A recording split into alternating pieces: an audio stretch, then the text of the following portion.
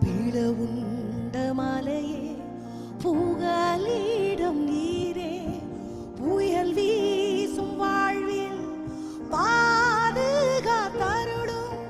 பாரீரில் காரீருள் சேதங்கள் அணுகாது பரமனே என்னும் தீபமாய் வாரும்.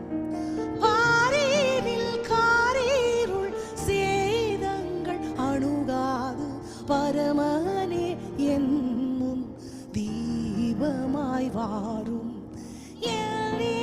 சுரா